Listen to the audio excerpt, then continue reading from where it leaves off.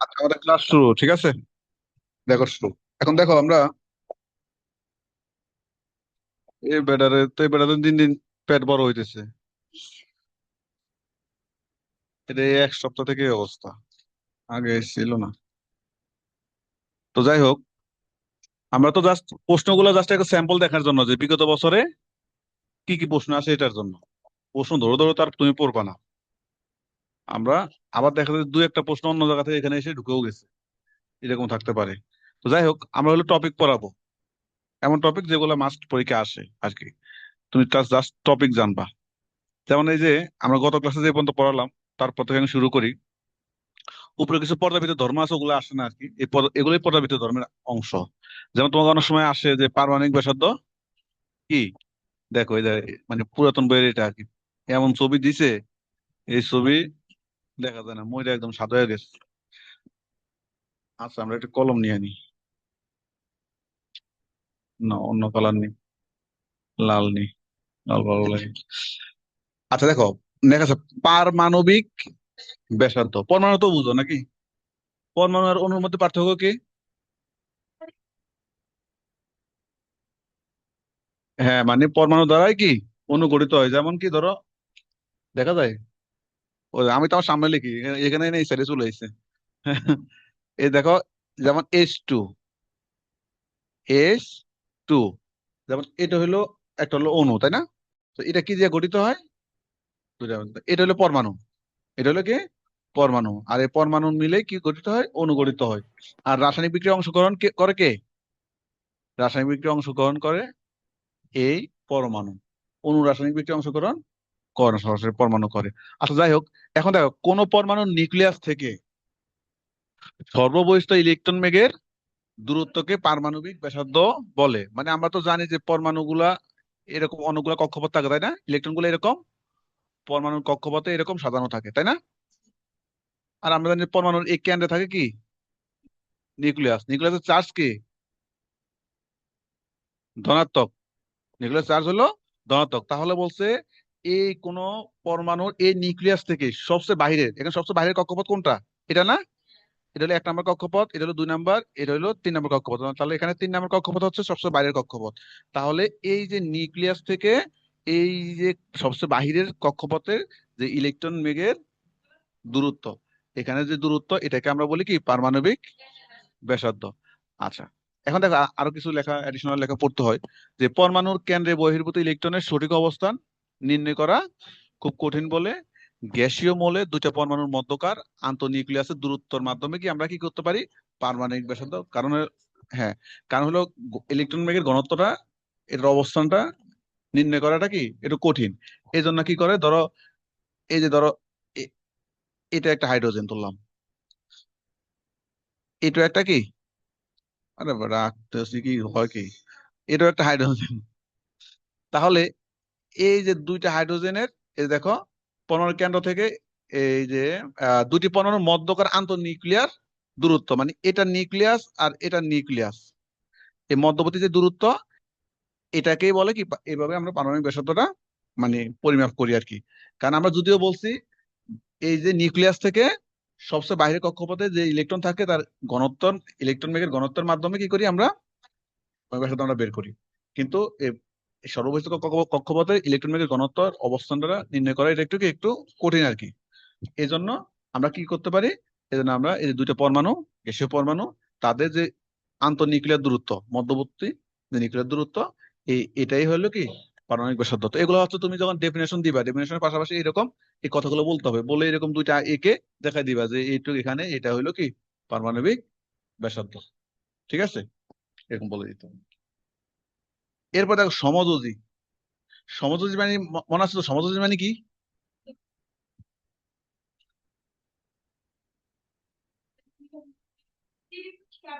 Share, electron কি share করে। শেয়ারের মধ্যে ধরন আছে। যেমন কেউ আছে যে ধরো, ও ধরো 2 পিস কলা আনছে, 2 পিস আপেল আনছে। তা একে কি করছে, দুজন পাশাপাশি বসছেন, একজনের রেখে তো একজন খাবে না। 2 পিস কলা আনছে, এ কি করছে যে বান্ধবী 1 পিস কলা তুই খা। তো এ বললো ধর তুই 1 পিস কি আপেল খায়, ঠিক আছে? তাহলে এটা যে হইলো, এটা হলো সমযোজী, মানে দুইজনেরই সম্পদ থাকবো, যে দুজন ভাগাভাগি করে খাবো, ঠিক আছে, এটা হলো শেয়ার। আর আবার কিছু শেয়ার আছে কিপটামি শেয়ার, যে ধরো সে, ও খুব চতুর, হ্যাঁ, এটা ভেঙে খাবে আর কি।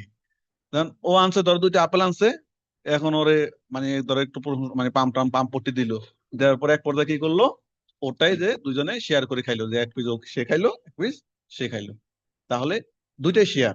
তবে যদি হয় দুইটা পরমাণুই কি অংশগ্রহণ করে, তখন সেটা হলো সমযোজী। আর যদি একজন দেয় কিন্তু দুইজন শেয়ার করে, তাহলে সেটা হলো সন্নিবেশ। আমরা আসবে এগুলো গ্রাজুয়ালি, আমাদের জিনিসগুলা আমাদের আসবে। তোমাদের বই থেকে সুন্দর ছবি নিবা, এই দেখে এবার ছবি কি ছবি দিছে না দিছে, ছবি দরকার নাই যদিও। তাহলে যাই হোক, তাহলে সমযোজী বুঝছো, সমযোজী আর সন্নিবেশ যদি আমাদের বন্ধনের সময় ওই জিনিসগুলো আমরা আলোচনা করবো। এখন দেখো, সমযোজী বন্ধনে আবদ্ধ, এখন তো ওই যে ওই দুজন, যে দুজনেই শেয়ার করে, যেমন কি হাইড্রোজেন অণু, এই হাইড্রোজেন, ওই দেখো আঁকছি করি, এই হাইড্রোজেন অণু, তাহলে এবারে কেমনে গঠিত হয়েছে, এবারে দুইটা হাইড্রোজেন পরমাণু নিয়ে গঠিত হয়েছে না, দুইটা হাইড্রোজেন পরমাণু। তাহলে এখানে তো এও একটা দিছে, এ একটা দিছে, দুজনে কি শেয়ার করছে, শেয়ার করে কি হয়েছে, অণু, অণু হয়েছে। তাহলে এটা একটা সমযোজী বন্ধন, এটা একটা কি সমযোজী বন্ধন। তাহলে এই যে এই যারা এরকম সমযোজী বন্ধনে আবদ্ধ হয়, তাদের ব্যাসার্ধকে কি বলা হয়, সমযোজী ব্যাসার্ধ। যারা যেমন ক্লোরিন আছে, যেমন ক্লোরিনের দূরত্ব 0.1988, তারপর হলো, অতএব এদের মধ্যবর্তী দূরত্ব, বন্ধন দূরত্ব এত, আর পারমাণবিক তোমার তো বন্ধন দূরত্ব দরকার নাই, তুমি এই ব্যাসার্ধটা একটা মনে রাখলে, একটা এক্সাম্পল স্বরূপ আর কি, যে ক্লোরিনের এই সমযোজী ব্যাসার্ধ হচ্ছে 0.099। এই দুইটা মনে একটা মনে রাখলা আর কি এক্সাম্পলটা। তুমি সমযোজী ব্যাসার্ধ কি সেটা দিলা, আর পাশাপাশি কি করলা, বললা যে উদাহরণস্বরূপ যে ক্লোরিনের সমযোজী ব্যাসার্ধ 0.099 ন্যানোমিটার। তো জাস্ট তুমি এটুকু বলে দিলা, শেষ। আর যদি মনে করো যে দেখাইলা, তাহলে তুমি পাশাপাশি দুইটা পরমাণু একে এরকম দেখাই দিলা, এরকম ওই ওই যে এরকম গোল করে, গোল করে কি চাইলে তুমি দেখাই দিতে পারো আর কি। দেখালেও চল, না দেখে, এগুলো তো হলো ওই যে 1 মার্কের জন্য দেয় আর কি। হ্যাঁ, এটা তেমন কিছু না।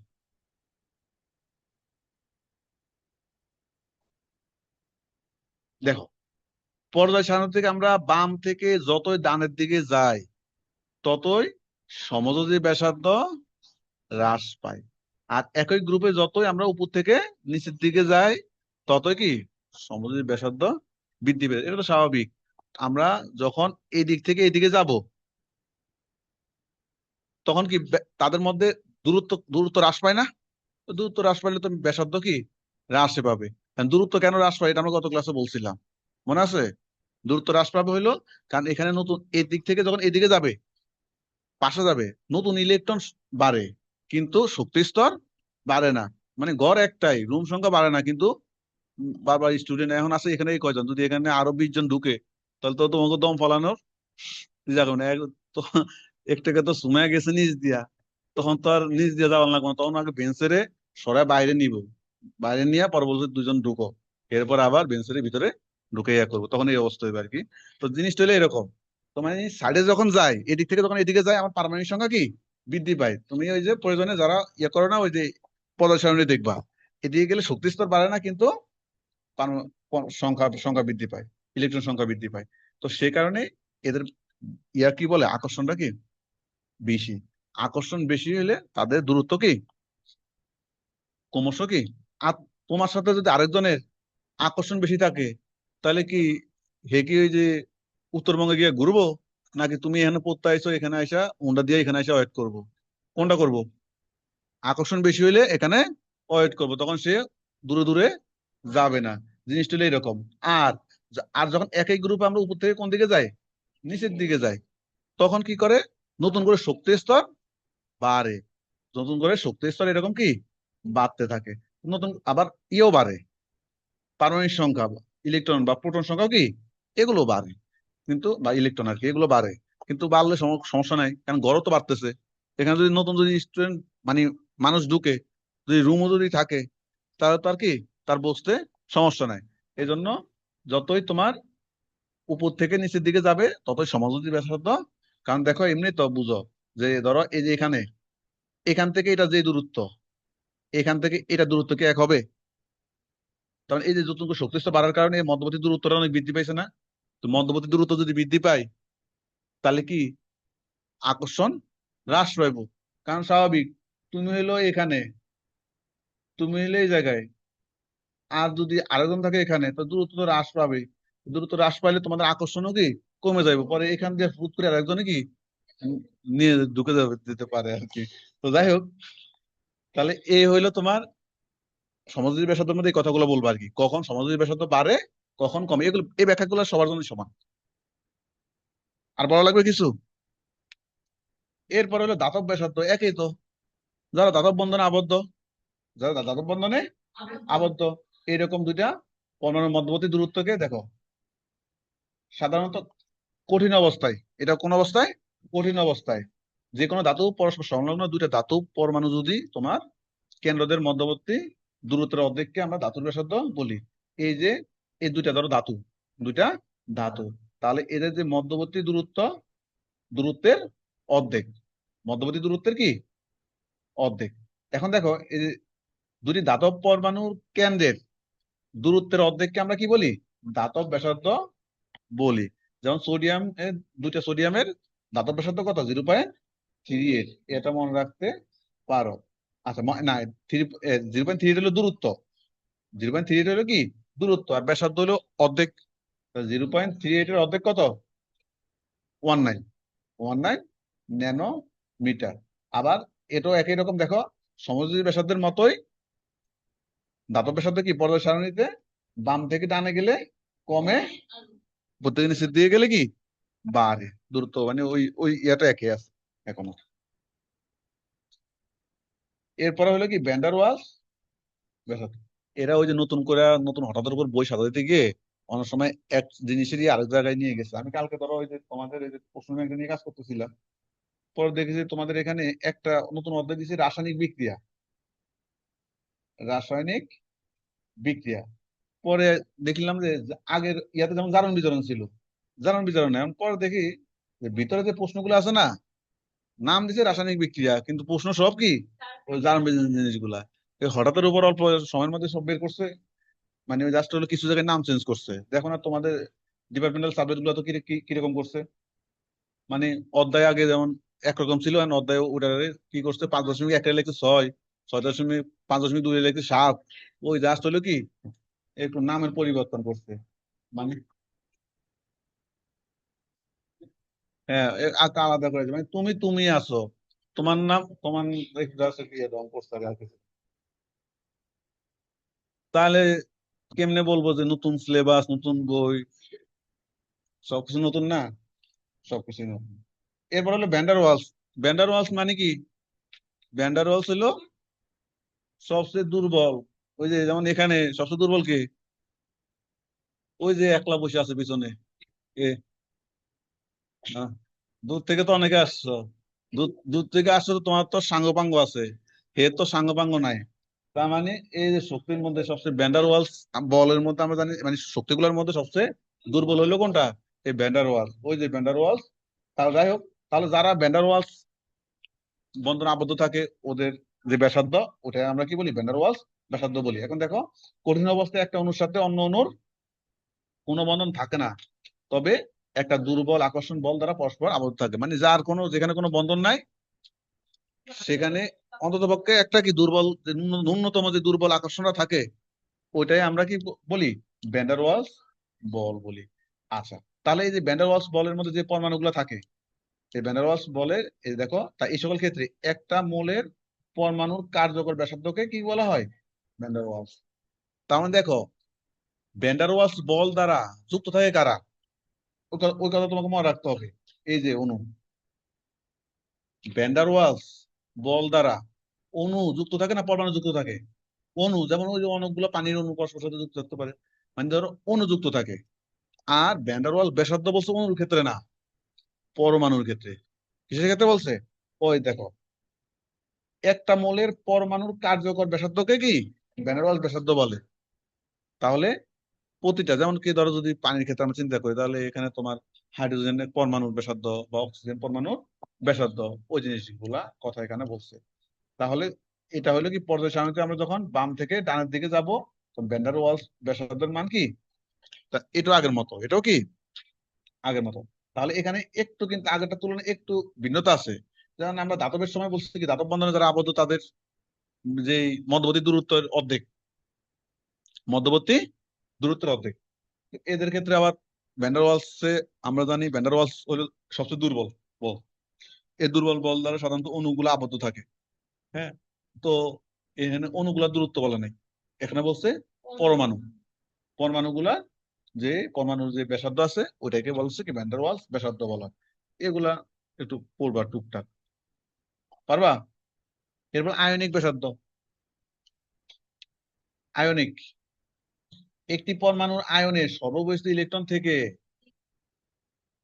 একটা পরমাণুর আয়নের, আয়ন মানে আয়ন কয় ধরনের, আয়ন কয় ধরনের, এই যে ভর্তি পরীক্ষা দিয়ে আসছে এরা, আয়ন কি কি আছে, দেখো সহজ জিনিস। অ্যানায়ন আর ক্যাটায়ন না, ধনাত্মক আর ঋণাত্মক না, যে ধনাত্মক আর কি ঋণাত্মক। যাই হোক, তাহলে এখন দেখো কোন পরমাণুর আয়নের সর্ববহিষ্ঠ ইলেকট্রন থেকে ধরো নিউক্লিয়াসের পর্যন্ত দূরত্বকে কি বলা হয়, আয়নিক ব্যাসার্ধ বলে। ধরো এটা ক্লোরাইড আয়ন ধরলাম, আমি এভাবে আঁকলাম।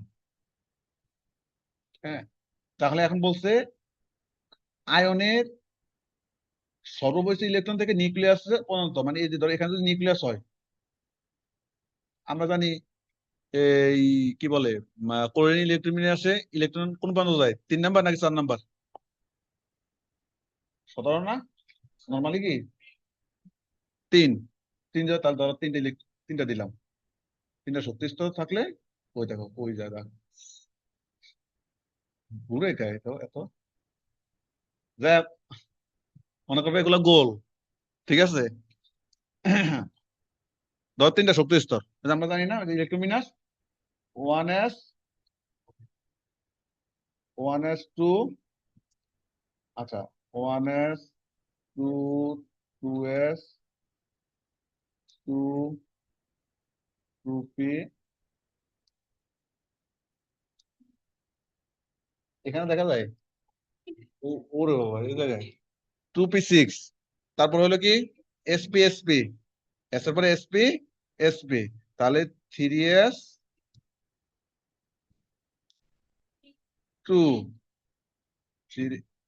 ক্লোরিন কত 17, 3p6, 5,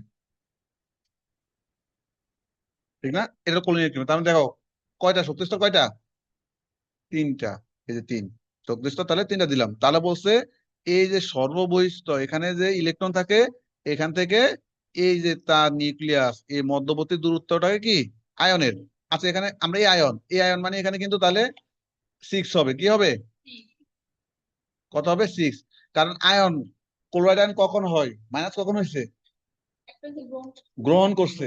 এবার তার আগে 17টা আছে, একটা গ্রহণ করছে, কয়টা হয়েছে 18টা, তাহলে 3p6। তাহলে এই যে এই অবস্থায় এই 3 নাম্বার কক্ষপথ, তাহলে এই সর্ববহিষ্ঠ, এটাকে সর্ববহিষ্ঠ, এই সর্ববহিষ্ঠ এখানে যে ইলেকট্রন আছে ইলেকট্রন থেকে এই যে নিউক্লিয়াস এদের মধ্যবর্তী দূরত্বটাকে কি বলা হয়, আয়নিক ব্যাসার্ধ। তার মানে আয়নিক ব্যাসার্ধ কোনো পরমাণুর ক্ষেত্রে প্রযোজ্য নয়, কোনো অণুর ক্ষেত্রে প্রযোজ্য নয়, কার ক্ষেত্রে প্রযোজ্য, মানে এটা হলো বেল বিল্লা টাইপের। এই আয়নিক ব্যাসার্ধ কার জন্য প্রযোজ্য, আর নামের মধ্যেই তো আছে আয়ন, আয়ন শুধু পরমাণুর ব্যাসার্ধ বললে হবে, অণুর ব্যাসার্ধ বললে হবে, এটা কার, আয়ন। আয়ন আর নর্মাল পরমাণু কি এক, দেখুন এখানে ক্লোরিনের হলো 17, কিন্তু যখন ক্লোরাইড আয়ন হয়ে যায় তখন হয় কত, 18। জিনিস কি এক, জিনিস এক না।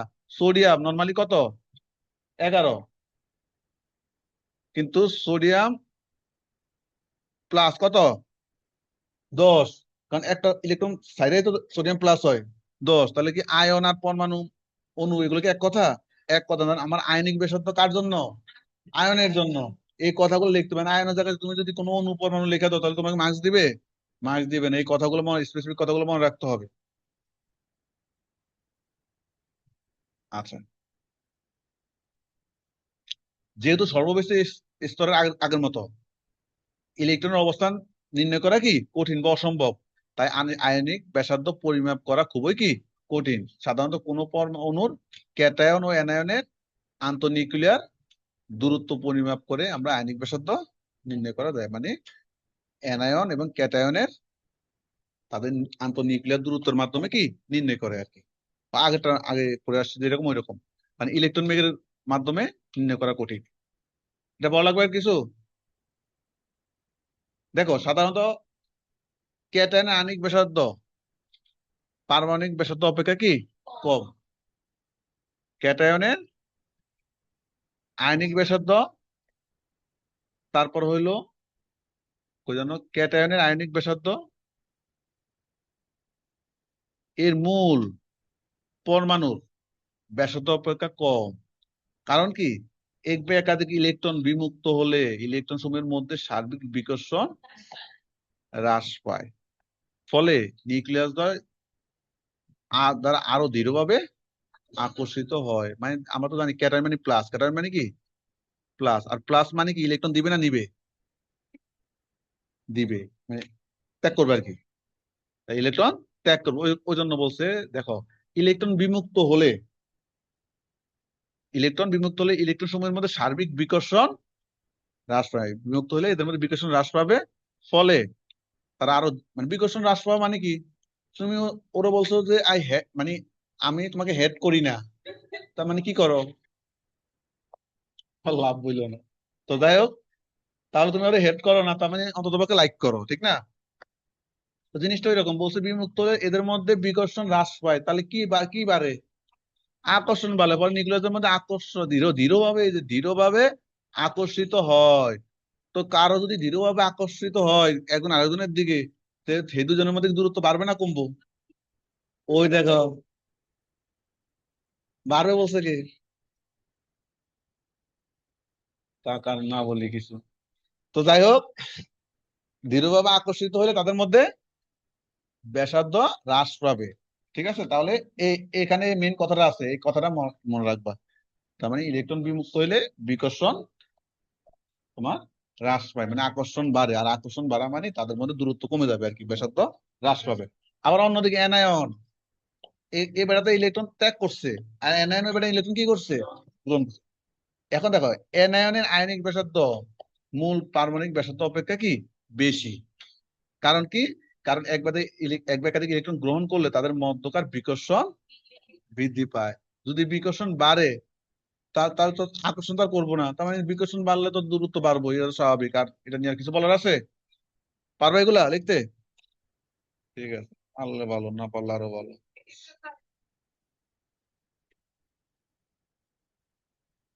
তোমাদের অনেক সময় ওই যে এই যে পারমাণবিক ব্যাসার্ধ কি বলে, ওই যে পর্যায়বৃত্ত ধর্মের আলোকে ব্যাখ্যা করতে বলে, যদি আমরা এগুলো পড়ে আসছি এখন, এটা আমরা পড়ে আসছি না, এরকম ভিন্ন ভিন্ন ভাবে জিনিসগুলো আমরা পড়ে আসছি, এখানে একটু আর একটু ভালোভাবে ইয়ে আছে। এখন আরেকটা জিনিস হলো, তোমার নতুন বইতে এগুলো আছে কিনা দেখবা, এই চ্যাপ্টার আছে কিনা দেখবা, থাকার কথা এখানে, না থাকলে অন্য অধ্যায় নিচে। তবে আমরা পরবর্তী থেকে যে পিডিএফ দিলে, এক একজনে যদি আমরা এক একটা পিডিএফ দাও এক এক অধ্যায়, তাহলে চাপ পড়বো না। ভালো করতে পারে যদি সুমাইয়া, তোমারটা তো ভালো হয়েছে, তা মানে তোমার দেওয়া উচিত এক এক করে আস্তে আস্তে, গ্রাজুয়ালি, কারণ পড়াতে তো একটু সময় লাগবে, তাই না? না, আমার কাছে তোমার পিডিএফ ভালো হয়েছে। এখন দেখো, তাহলে দেখো পারমাণবিক ব্যাসার্ধ একটি পর্যায়বৃত্ত ধর্ম, এটা একটা কথা তো দেখছোই। পারমাণবিক ব্যাসার্ধ যে পর্যায়বৃত্ত ধর্ম, তুমি এটাকে দেখো নাই? পর্যায় সারণী আমি যখন এদিক থেকে এদিকে যাই, এই যে যখন এদিক থেকে এদিকে যাই, তখন কি হয়, শুধু, হ্যাঁ কি হয়, আচ্ছা পারমাণবিক সংখ্যা, হ্যাঁ ওই কারণগুলো বলতে হবে, এরপরে গিয়ে বলবা যে ওইটা, মানে আগে তো, মানে হঠাৎ ডাইরেক্ট যদি বলে দাও যে তুমি একটা মেয়ে, তা তুমি মেয়ে কেন, মানে মানে আগে তো হলো ক্যারেক্টার গুলো বলতে হবে, ডায়াগনস্টিক ক্যারেক্টার গুলো বলে তারপর বলতে হবে অমুক সুতরাং তুমি মেয়ে বা তুমি ছেলে, আগে তো ক্যারেক্টার বলবা, তাই না? তো ডাইরেক্ট যে ওই সরাসরি ওই যে হ্রাস পায় বা বৃদ্ধি পায়, এটা সরাসরি বলা যাবে না। কি কারণে, তুমি যখন বাম থেকে ডানে যাও তখন কি বাড়ে, পারমাণবিক সংখ্যা, বাড়ে। প্রোটন সংখ্যা বা পারমাণবিক সংখ্যা মানে তো প্রোটন সংখ্যা, ইলেকট্রন সংখ্যাও কি বাড়ে। তো ইলেকট্রন, হ্যাঁ বাড়ে, তো বাড়লে বাড়লে কি তোমার ব্যাসার্ধ কমে যাবে? বাড়লে কি ব্যাসার্ধ কমে যাবে? কেন? তা বাড়লে কি হয়? বাড়ে কিন্তু, হ্যাঁ পারমাণবিক সংখ্যা বা প্রোটন সংখ্যা বাড়ে বা ইলেকট্রন সংখ্যা বাড়ে, কিন্তু শক্তির স্তর বাড়ে না। এই কথাটা বলতে হবে। তোমার লোক যদি বাড়ে, তোমার রুম যদি বাড়ে, সমস্যা আছে কোনো? তাহলে তো ওই কথাটা বলবা না, তো লোক বাড়ছে, তো লোক বাড়ছে তো কি হয়েছে? তো ওই কথাটাও বলতে হবে পাশাপাশি, যে নতুন লোক বাড়ছে কিন্তু শক্তির স্তর বাড়ে নাই, সেই কথাটা বলতে হবে। হ্যাঁ, কি বল পর্যাবৃত্ত ধর্ম এখানে না অন্য জায়গায় আছে? হ্যাঁ, তাহলে হয়েছে। তো পারমাণবিক ব্যাসার্ধ থাকলে এটা থাকবে, এটা থাকবে পর্যাবৃত্তিক ধর্মই।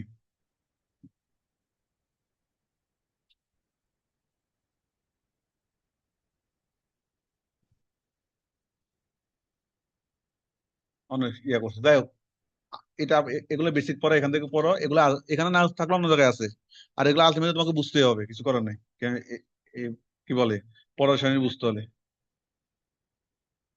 হ্যাঁ, এগুলো থাকবে, না থাকার কোনো কারণ নেই। হ্যাঁ ব্যাসার্ধ থাকলেই হইলো। হ্যাঁ মানে তোমাকে তো ওই যে বলছে এখন একদম এগুলো কিছু জিনিস স্কিপ করছে তোমাকে, কিন্তু এগুলো হলো তোমাকে জানতে হবে, না জানলে তোমাকে বললো যে এটা পর্যাবৃত্ত ধর্ম, তো তুমি তো পারমাণবিক ব্যাসার্ধের জন্য এটা পড়াই লাগছে। তো তুমি তাহলে ওটুক না জানলে তাহলে সমস্যা পড়বা। এটা জানতে হবে, ঠিক আছে? সব আছে এখানে। এখানে তুমি ওই যে আগে বললাম স্পেসিফিক প্রশ্ন শেখার দরকার নাই, তুমি উত্তর শিখো। তুমি তোমাকে শুধু পারমাণবিক ব্যাসার্ধ দিল, তুমি লিখলা। এখন তোমাকে বললো পারমাণবিক ব্যাসার্ধ একটি পর্যাবৃত্ত ধর্ম ব্যাখ্যা করো, তা তুমি তো উত্তরটা জানো, কিন্তু তুমি এই যে ওইভাবে টপিক অনুযায়ী না পড়ার কারণে তুমি লিখতে পারবে না। কারণ তোমাকে, তুমি এই টপিকটা জানলে তোমাকে যেভাবে দাও তুমি সেভাবে অ্যান্সার করতে পারবে, ওই জন্য আমরা টপিক শিখবো। তো যাই হোক, এই কারণে ওই কথাগুলো বলতে হবে যে ওইটা ইয়া বাড়ে কিন্তু শক্তির স্তর বাড়ে না, এইসব কথাগুলো বলতে হবে। আচ্ছা, হলো পরমাণুর আকার কি হ্রাস পায়। আবার উল্টা দিকের কথা ওইটা বলবা যখন তোমার, হ্যাঁ এই যে আবার যখন তোমার উপর থেকে নিচের দিকে যায় গ্রুপে, ইলেকট্রন সংখ্যা বাড়ে, পাশাপাশি কি শক্তির স্তর বাড়ে, একই কথা। এটা হলো এক্সাম্পল। এখানে সময় বেশি দেওয়া লাগবে। এই যেখানে মেইন লাইনগুলো দেখানো আছে, এই পিডিএফটা তো দিয়ে দিছি, দিছি না? তাহলে এই মেইন লাইনগুলো দেখানো আছে, এই কটা লাইন দেখা যায় যে ডান দিকে যায় পারমাণবিক সংখ্যা বাড়ে, পরমাণুর আকার কি হ্রাস পায়, একটি করে ইলেকট্রন বৃদ্ধির সাথে সাথে একটি করে, কারণ স্বাভাবিক যত এইদিকে যাবে একটা করে ইলেকট্রন বৃদ্ধি পায় বা যুক্ত হয়, কিন্তু শক্তির স্তর স্তর সংখ্যা বাড়ে না। অর্থাৎ অর্থাৎ নিউক্লিয়াসে ধনাত্মক আধানের পরিমাণ বাড়ে, প্রোটন সংখ্যা এদিকে যাওয়া মানে কি প্রোটন সংখ্যা তো বাড়ে, তাই না? তো প্রোটনও বাড়ে, প্রোটন বাড়া মানে তো প্রোটনের চার্জ কি ধনাত্মক, প্রোটনের চার্জ কি ধনাত্মক, ফলে ধনাত্মক চার্জ যত বাড়বো সে তার তত বেশি কি আকর্ষণ করবে, তাহলে আকর্ষণ করবে, তাহলে এই কারণে আরো জোরে আকৃষ্ট হয়, আরো জোরে কি আকৃষ্ট হয়। কারণ কারণ কি এখানে কে কে বাড়ে দেখো, এক হইলো ধনাত্মক চার্জও বাড়ে, আবার কি ঋণাত্মক চার্জও বাড়ে। মানে যত এদিকে যাবে প্রোটন সংখ্যা বাড়ে, তো ইলেকট্রন সংখ্যা বাড়ে না? ইলেকট্রন সংখ্যা তো কি বাড়ে, তো ইলেকট্রনের চার্জ কি নেগেটিভ, প্রোটনের চার্জ কি পজিটিভ। তো এক জায়গায় যদি মানে কপতির সংখ্যা যত বাড়ে ওখানে পরিবেশটা তত উষ্ণ হয়ে যাবে, তাই না? তো জিনিসটা তো এরকম, ধনাত্মকও বাড়ে ঋণাত্মকও বাড়ে, তবে তাদের মধ্যে আকর্ষণ কি তত বেশি বাড়বে, বৃদ্ধি পাবে। জিনিসটা তো ওইটা, আর কিছু না। আর আকর্ষণ বাড়লে তাদের মধ্যে দূরত্ব কি কমে যাবে। আর গ্রুপের ক্ষেত্রে এটা, তাহলে দুই একটা এক্সাম্পল মনে রাখবা, এতগুলো না দাও, অন্তত পক্ষে দুই তিনটা দিয়ে দাও। যে ধরো সোডিয়াম, ম্যাগনেসিয়াম, অ্যালুমিনিয়াম, তাই না? তাহলে দেখো অন্তত পক্ষে দুই তিনটা দাও, সোডিয়াম ম্যাগনেসিয়াম অ্যালুমিনিয়াম দিলা, তারপরে 186, 160, 143, অন্তত পক্ষে দুই তিনটা করে দাও। একইভাবে গ্রুপের ক্ষেত্রে দাও, দেখো যত যায় তত কি দূরত্ব বাড়ে। এই দেখো 152, 186, 227, লিথিয়াম, সোডিয়াম, পটাশিয়াম গ্রুপের ক্ষেত্রে দাও একই ব্যাখ্যা। আর গ্রুপের ব্যাখ্যা কি আর বলা লাগবে? কারণ আমরা যত নিচের দিকে যাই তত দেখো, এই যে দেখো শক্তি স্তর বাড়ে। এই লিথিয়ামে হইলো দুইটা শক্তি স্তর, এক নম্বর শক্তি স্তর দুইটা, দ্বিতীয় নাম্বার শক্তি স্তরে একটা। তারপর সোডিয়ামে দেখো 1 নম্বর শক্তি স্তর 2টা ইলেকট্রন, দ্বিতীয় নাম্বার শক্তি স্তর 8টা, তৃতীয়তে একটা। তার মানে এটার তুলনায় এটাতে কি ইলেকট্রন বাড়ছে না? ইলেকট্রন বাড়ছে। আবার শক্তি স্তরও কি বাড়ছে। আবার এটার তুলনায় এখানে ইলেকট্রন বাড়ছে না? ইলেকট্রনও বাড়ছে, শক্তি স্তরও কি বাড়ছে। তো এটাই তো কথা, এটা তো পড়ার কিছু নাই, শুধু উদাহরণটা এই যে এক্সাম্পল একটু মনে রাখবা, আর কিছু না। এই যে এগুলা আয়নীকরণ শক্তি দেখে আসছে, আসলে এগুলো জানতে হয়। হ্যাঁ, অক্সিজেন অপেক্ষা নাইট্রোজেনের আয়নীকরণ শক্তি, কেন অক্সিজেন আসছে, তুমি অন্যরা অন্যরা যদি দেয়, ব্যাখ্যা তো একই, ব্যাখ্যা কি একই। আচ্ছা এখন আগে বলো আয়নীকরণ শক্তি কি? আয়নীকরণ শক্তি সহজে মনে রাখবা। আয়নীকরণ শক্তি হলো ওই যে বেটা ইলেকট্রন দেয়, ইলেকট্রন দেওয়ার ফলে কি হয়, ইলেকট্রন দেওয়ার পরে কি হয়, ধনাত্মক। ওইটুকু মনে রাখবা যে ইলেকট্রন দেওয়া যেটা দিয়ে ধনাত্মক হয়, এটা হলো আয়নীকরণ শক্তি। এটা মনে রাখলে তুমি পারবা। আর আমরা তো জানি এগুলা যে ইলেকট্রন দেয় নেয়, এটা কোন অবস্থায়, গ্যাসীয় অবস্থায়। কোন অবস্থায়, মানে দেওয়ার পরে গিয়ে আয়নিত হয়, আয়ন হয়। দেওয়া বা নেওয়ার পরে কি আয়ন হয়। কিন্তু কোন অবস্থায় দেয়, গ্যাসীয় অবস্থায় দেয়। আর গ্যাসীয় অবস্থায় 1 মোল থেকে, গ্যাসীয় অবস্থায় কোন মোলের 1 মোল বিচ্ছিন্ন পরমাণু থেকে একটা ইলেকট্রন, একটা ইলেকট্রন আমরা সরিয়ে নিলে যে ধনাত্মক, হ্যাঁ একটা সরিয়ে নিলে একটা ধনাত্মক আয়ন হয় না? আর দুইটা সরিয়ে নিলে দুইটা 2+ হয়। তাহলে যাই হোক, একটা ইলেকট্রন সরিয়ে নিলে যে একক ধনাত্মক আয়নে পরিণত হয়, হইতে যে শক্তির প্রয়োজন সেটাকে আমরা বলি কি আয়নীকরণ শক্তি। ঠিক আছে? তাহলে তুমি শুধু ওই যে এটা তো বানাই লিখবা, শুধু ওই মেইন পয়েন্টটুকু মনে রাখবা যে কোনো একটা মৌলকে ধনাত্মক আয়নে পরিণত করতে। তো এটুকু যদি মনে থাকে, তো তুমি তো জানো যে ধনাত্মক আয়নে মানে কিভাবে পরিণত করে, ইলেকট্রন দেয় আর দেওয়া নেওয়া, এগুলা ওই গ্যাসীয় অবস্থা হয়। কোন অবস্থা হয়, গ্যাসীয় অবস্থা। তাহলে তো তুমি পুরো জিনিসটা নিজের ভাষায় লিখতে পারবা, এটুকু যদি হয়। আচ্ছা, যেমন দেখো ম্যাগনেসিয়াম আয়নীকরণ শক্তি কত, 438+। আচ্ছা, এখন ওই যে গ্রুপ ভিত্তিক পর্যায় ভিত্তিক ধর্ম একই, ব্যাখ্যা একই। দেখো শুধু এখানে এইসব জায়গায় কাজ হইলো কি, তোমাকে এক্সাম্পল মনে রাখা, 1-2টা করে। তা গ্রুপ ভিত্তিক জিনিস একই, যে একই দেখো পর্যালোচনা যখন আমরা কি করি, একই গ্রুপে পারমাণবিক সংখ্যা বৃদ্ধির সাথে সাথে কি আয়নীকরণ শক্তি কেন কমতে থাকে বলতো? এটা কতদিন আমরা বলছি, গ্রুপে গ্রুপে কমবো না। গ্রুপে কি তোমার তোমার তোমার আর তার মধ্যে কি ভালোবাসা বাড়ে না কমে? ওই বেটা গ্রুপে বলে বাড়ে। গ্রুপ মানে কি, এ- এই যে গ্রুপ মানে তো এইটা, পারমাণবিক সংখ্যা বাড়ে, শক্তি স্তর বাড়ে। তাহলে তোমার মধ্যে দূরত্ব কি, দূরত্ব, এরা এখনো বুঝেন, দূরত্ব বাড়ে। হ্যাঁ তুমি না, তুমি তো বলছো, ওরা ইয়ে বলছে। দূরত্ব কি, দূরত্ব বাড়বে, গ্রুপের দূরত্ব হলো কি বাড়বে, কারণ এই যে নিচের দিকে গেলে তো পারমাণবিক সংখ্যার সাথে সাথে শক্তি স্তর বাড়ে। আর শক্তি স্তর বাড়া মানে কি দূরত্ব বাড়ে। তো দূরত্ব যদি তোমার মধ্যে আর তার মধ্যে যদি কোনো ইয়ে নাই, লেমডি সীমার সম্পর্ক হয়, তুমি কই যাও হে জানে না, হে কই যায় তুমি জানো না, কে কই যাও, তাহলে তো তোমার তো আরেকজন নিয়ে যাইতে খুব বেশি পরিশ্রম করা লাগবে না, তাই না? তো জিনিসটা বলছে এটা, যে যেটা তোমার দূরত্ব বেশি, দূরত্ব বেশি, তাহলে এখান থেকে একটা ইলেকট্রনের সরাই নিতে কি কষ্ট লাগবে, বেশি শক্তি লাগবে, লাগবে বেশি শক্তি, বেশি শক্তি লাগবে না, কারণ দূরত্ব সম্পর্ক তো অত ইয়ে না, দূরত্ব হলো কম, দূরত্ব তো বেশি না। তাহলে মানে দূরত্ব বেশি কিন্তু ইয়ে কম, কি বলে তাদের মধ্যে, ওই যে ব্যাসার্ধ বেশি কিন্তু তাদের মধ্যে সম্পর্কটা কম, হ্যাঁ আকর্ষণটা কম। যেহেতু দূরত্ব বাড়লে আকর্ষণ কি কম, এই আকর্ষণ কম হওয়ার কারণে তার শক্তিও কম লাগবে। আকর্ষণ কম থাকার কারণে কি হবে, শক্তি কম লাগবে। আর যদি পর্যায় হয় এদিকে, এদিকে পর্যায়, কারণ এখানে পর্যায়ের দিকে আমরা ওই যে বললাম পারমাণবিক সংখ্যা বাড়ার সাথে সাথে মানে শক্তি স্তর বাড়ে না, কিন্তু শুধু পারমাণবিক সংখ্যাই বাড়ে। তার মানে এদের মধ্যে আকর্ষণ গুলো কি তত কি হয়, দৃঢ় হয়, আকর্ষণ দৃঢ় হয়। তা আকর্ষণ দৃঢ় হলে সেখান থেকে যদি এই যে হেড যদি ধরো, শরীরে যদি 2টা গার্লফ্রেন্ড থাকে তার মধ্যে খুব ভালো সম্পর্ক, and এখান থেকে যদি একজনের নিয়ে যাইতে চাই কেউ, তাহলে হেকে যাইতে দিব, সে তো ধরে রাখবো। তাহলে আকর্ষণ শক্তি বেশি, মানে সে বলবো আমি এর ছাড়া বাঁচবো না, এর ছাড়া বাঁচবো না। হ্যাঁ, এবং ধরো সত্যিকারে সে বাঁচবে না, দুজন একজনকে ছাড়াও, তখন কি সে জীবন যৌবন দিয়ে কি হয়ে ধরে রাখার চেষ্টা করবো, তাই না? তাহলে তার মানে এখান থেকে যদি একজনকে কেউ নিয়ে যেতে চায়, এখানে আরেকজন থাকলে হেরে দিয়ে বলতে পারতাম যে হে নিয়ে যাবো। তাহলে যদি আরেকজন কেউ অন্য একজন কি একজনকে সে নিয়ে যেতে চায়, আমার দিয়ে তো উদাহরণ দেওয়া যাবে না, হ্যাঁ, কারণ আমি উদাহরণ তো আমি দিচ্ছি। তো যাই হোক, তাহলে তাকে কি করতে হবে, অনেক বেশি শক্তি প্রয়োগ করতে হবে না? যেহেতু আকর্ষণ বেশি, তার মানে সেখান থেকে কোনো কিছু নিতে হইলে বেশি শক্তি প্রয়োগ করতে হবে। ওই জন্য বলছে গ্রুপ ভিত্তিকে আয়নীকরণ শক্তি কি কম, গ্রুপ ভিত্তিকে আয়নীকরণ শক্তি কি এই যে কমতে থাকে। কারণ এখানে ওই যে একই কথা, পারমাণবিক সংখ্যা বৃদ্ধির সাথে সাথে ইলেকট্রনের স্তর বাড়ে। ওই যে কাহিনী একে, এই খাস কাটা শিয়ালের গল্প, এটা আর কত বলবো, এটা তো কুমিরের গল্পের মতোই। আর এগুলো বলা লাগবো? এই যে গ্রুপ ভিত্তিক সম্পর্ক আর এগুলো কি পর্যায় ভিত্তিক জন্ম, একই জিনিস না?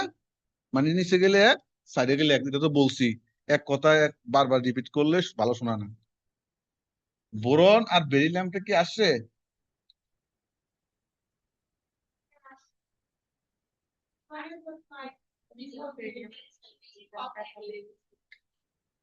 কই, এবার আসে নাই তো। না, এবার আসে নাই তো। এবার আসছে এই যে নাইট্রোজেন, অক্সিজেন অপরকে নাইট্রোজেন,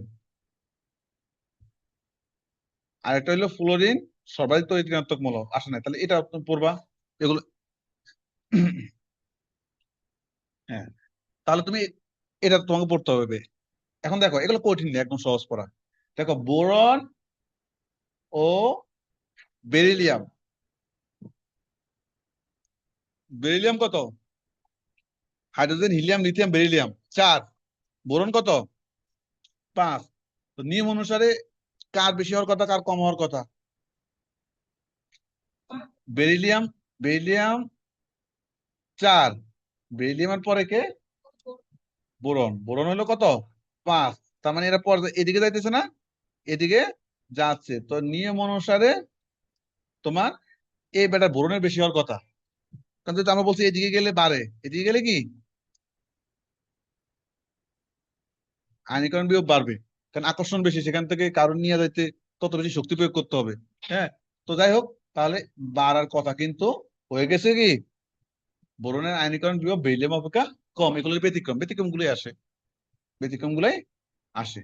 এখন দেখো, এটা আমরা ইলেকট্রোমিনাস থেকে আমরা বুঝতে পারবো। সাধারণত পূর্ণ এবং অর্ধপূর্ণ অরবিটাল সমূহ অধিক স্থিতিশীল।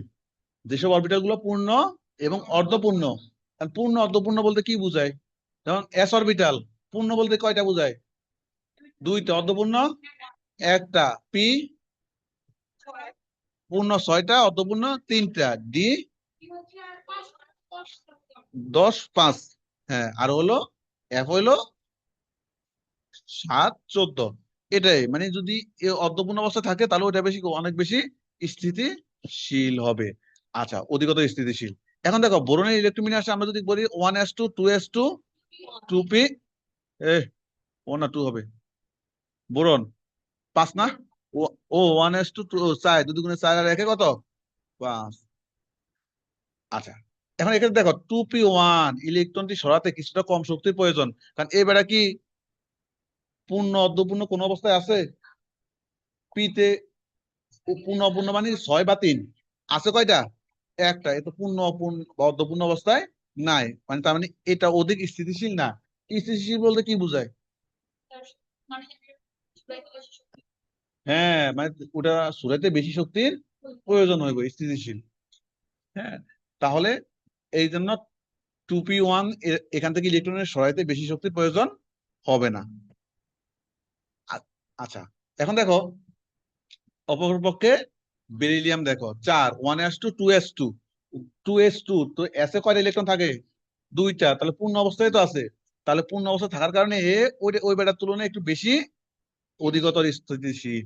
এই স্থিতিশীল হওয়ার কারণে এই বেড়ার থেকে ইলেকট্রনকে বের করতে একটু বেশি ঘাম ছুটে যায় আর কি। হ্যাঁ, এই কারণে তোমার এর তুলনায়, এই বোরনের তুলনায় এই বেরিলিয়ামের আয়নীকরণ বিভব একটু বেশি।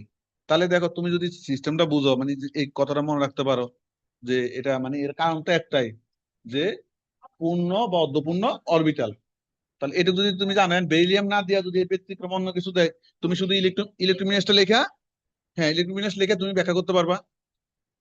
ওই জন্য দেখা গেছে, ওই জন্য আমরা বলছি যে তুমি নিয়ম শিখো, নিয়ম শিখলে ঘুরাইয়া দিলে তুমি পারবা। এটা নিয়ে আর কিছু বলতে হবে? এই দেখো বেরিলিয়ামের হলো 900, আর বোরনের হলো কত, 800 কিলোজুল পার মোল আয়নীকরণ শক্তি। এই যে এটা আসছে, তারপর আমরা একবার দেখি এগুলা আসলো কি না আসলো কি।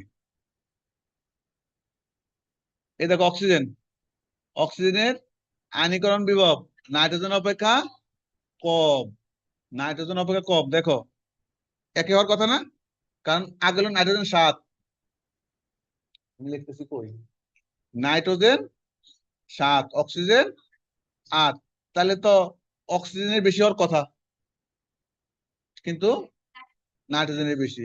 তা আমরা ইলেকট্রোমিনাস দেখি তো, এই যে দেখো অক্সিজেনের আছে কত, 2p4, 1s2 2s2 2p4 ইলেকট্রোমিনাস, এটাকে পরবর্তী আর ভাঙছে আর কি, ওই যে XYZ ভাঙছে, মানে নর্মালি 2p4। তো 4 কি পূর্ণ নাকি অর্ধপূর্ণ? পূর্ণ না অর্ধপূর্ণ? আমার লোকে তাল মিলাই সবসময় কথা বলতে হবে নাকি? হ্যাঁ, তাহলে আর হলো নাইট্রোজেন 1s2 2s2 2p3, 7টা না, 1s2 2s2 2p3, তাহলে যে পি তে কয়টা, 3টা, তাহলে পূর্ণ না কয় অর্ধপূর্ণ? তো আর লাগবে ব্যাখ্যা করা?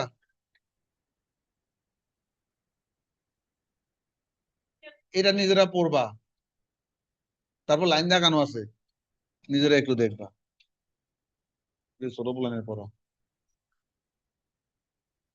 এই যে তাহলে এটা মনে রাখবা, আয়নীকরণ শক্তি মানে হলো ধনাত্মক আয়নে পরিণত করার শক্তি, ঠিক না? আর ইলেকট্রন আসক্তি মানে কি, ঋণাত্মক আয়ন। নাম হলে ইলেকট্রন আসক্তি, বলে না অমুকের জিনিসের প্রতি আসক্তি বেশি তার, তার মানে হেরে বেশি চায়। তাহলে ইলেকট্রন আসক্তি মানে ইলেকট্রনকে বেশি চায়, তো ইলেকট্রনকে বেশি চায়, যে বেটা ইলেকট্রনের নেয়, চা মানে তো নেওয়া, সে বেটা কি হয়, ধনাত্মক হয় না ঋণাত্মক হয়? ঋণাত্মক। তাহলে সংক্ষেপে তো ব্যাখ্যা, তাহলে তো তুমি ডেফিনেশন পারবাই যে কোন মলে, আর ওই যে আগে বলছি দেওয়া নেওয়া, এটা কোন অবস্থায় হয়, গ্যাসীয়। তো গ্যাসীয় অবস্থায় যদি কোনো পরমাণুতে অতিরিক্ত একটা ইলেকট্রন প্রবেশ করে, করিয়া কোন আয়নে পরিণত হয়, ইলেকট্রনে পরিণত করতে যে পরিমাণ শক্তি নির্গত হয়, তাহলে ওইটাকে আমরা ওই ইলেকট্রন আসক্তি বলি আর কি।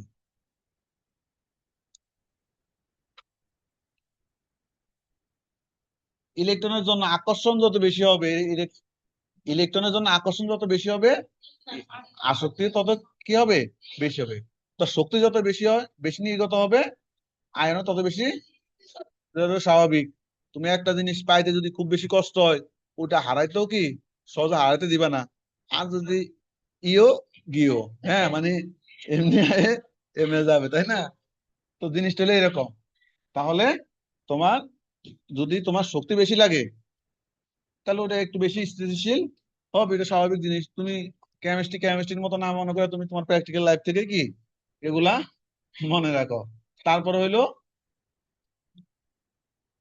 তারপরে দেখো ওই সম্পর্কে, একই সম্পর্ক, একই গ্রুপের যতই নিচ থেকে কি উল্টা বলছো কি জন্য বেটা, আমরা একটু বাদ দাও, আমরা এই যে পর্যায়ে আর কি গ্রুপ, আমরা এটা দেখবো, যত বাম থেকে ডানের দিকে যাওয়া যায় ইলেকট্রন আসক্তির মান কি ততই, জিনিস তো একই আগেটার মতোই তো। আবার যত মানে শুধু ঘুরে ঘুরে দরকার আছে, একবার উপর থেকে বলবো বা নিচ থেকে বলবো না, বরং আমরা ওইটা না বললা, আমরা যখন যেটা বলবো, যখন উপর থেকে নিচের দিকে বলবো, তখন কি কারণে হয় আমরা সেটা বলবো। উপর থেকে নিচে গেলে কি হয় সেটা আমরা বলবো, বা বাম থেকে ডানের দিকে গেলে কি হয় আমরা সেটা বলবো, যে কি কি বাড়ে, আবার কি কারণে ইয়ে হয় না, শক্তি স্তর বাড়ে, পারমাণবিক সংখ্যা বাড়ে, প্রোটন সংখ্যা বাড়ে, ইলেকট্রন সংখ্যা বাড়ে, সবই বাড়ে, আমরা পর্যন্ত সেগুলো বলবো। তো একবার উপর থেকে একবার নিচের থেকে, তোমার বাড়ি কই, হাসপাতালের সামনে, হাসপাতাল কই, বাড়ির সামনে, তো কোনো কথা হইলো ওইটা। তো যাই হোক, আমরা এসব ব্যাখ্যা করবো কি পর্যায়ভিত্তিক সম্পর্ক এবং গ্রুপ ভিত্তিক সম্পর্ক, সে আগের মতো একই কথা। যত বাম থেকে ডানের দিকে যাব ইলেকট্রন আসক্তির মান বাড়বো, কেন বাড়বো, ঘাস কাটা ঘাস কাটা। তারপরে হলো গ্রুপ ভিত্তিক সম্পর্ক একই রকম, যত নিচের দিকে যাব ততই কি আসক্তি কমবো না।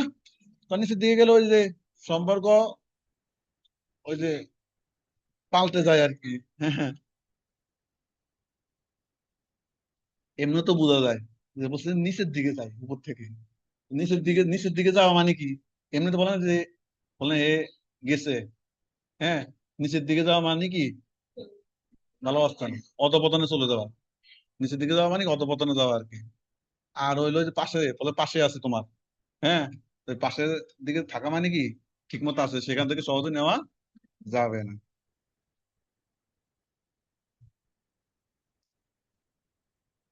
কি কও বুডুর বুডুর করে? এখন দেখো, ওগুলা শেষ। এখন আমরা এক্সাম্পল, ক্লোরিনের ইলেকট্রন আসক্তি। ক্লোরিনের, এই দেখো ফ্লোরিনের ইলেকট্রন, কই জানো, ইলেকট্রন আসক্তি হলো ফ্লোরিন ক্লোরিন। ক্লোরিন, এটা কি গ্রুপ না পর্যায়? গ্রুপ। নিচে নিচে না? ক্লোরিন, ফ্লোরিন কত? নাই। ক্লোরিন কত? 17। তার মানে এগুলো নিচে নিচে, আর পাশাপাশি হলে তো 9 এর পর 10 আসতো, তাই না? আচ্ছা, তাহলে এই যে দেখো, উপর থেকে যতই নিচের দিকে যাবে, তার মানে এখানে আমাকে বলছে ফ্লোরিনের সাথে ক্লোরিনের সম্পর্ক। তার ফ্লোরিনের সাথে ক্লোরিন সম্পর্ক, যে সম্পর্কে আছে সেটা আমরা ব্যাখ্যা করবো। যেহেতু আমরা ফ্লোরিন থেকে, ফ্লোরিন ক্লোরিনের সাথে সম্পর্ক হলো গ্রুপের সম্পর্ক, ঠিক না? তাহলে আমরা গ্রুপের ব্যাখ্যাটা দিব। তাহলে ওই কথাটা বলছে, যত উপর থেকে নিচের দিকে যাবো তত পরমাণুর আকার কি? পরমাণুর আকার বাড়ে, কিন্তু ইলেকট্রন আসক্তি হ্রাস পায়। সেই হিসাবে, সেই হিসাবে ক্লোরিনের চেয়ে ক্লোরিনের ইলেকট্রন আসক্তি কম হওয়ার কথা। সেই হিসাবে ফ্লোরিনের চেয়ে ক্লোরিনের ইলেকট্রন আসক্তি কমার কথা, কিন্তু প্রকৃতপক্ষে তা নয়, বরং উল্টো।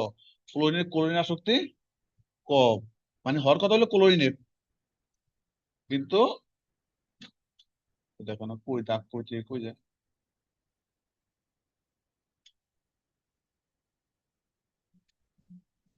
আচ্ছা, সেই হিসাবে ফ্লোরিনের ইলেকট্রন আসক্তি কম।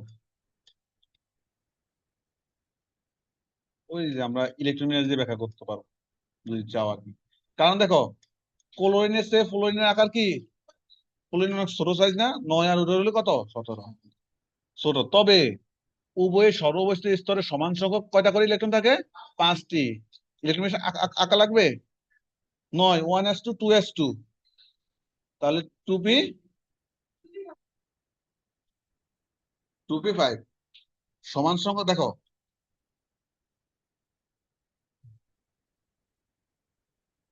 বুঝানো, ক্লোরিনের চেয়ে ফ্লোরিনের, দেখো ক্লোরিনের চেয়ে ফ্লোরিনের আকার ছোট, তবে উভয় সর্বস্থ শক্তি স্তরে সমান সংখ্যক ইলেকট্রন থাকে। ক্লোরিনের চেয়ে ফ্লোরিনের চার্জ ঘনত্ব বেশি হয়, তাই যখন অতিরিক্ত ইলেকট্রন প্রবেশ করে তখন বিকর্ষণজনিত বাধা পরিমাণ বেশি। এই বাধার কারণে ফ্লোরিনের ইলেকট্রন আসক্তি কমে যায়। আচ্ছা, এখন একটা কথা হলো, ধরো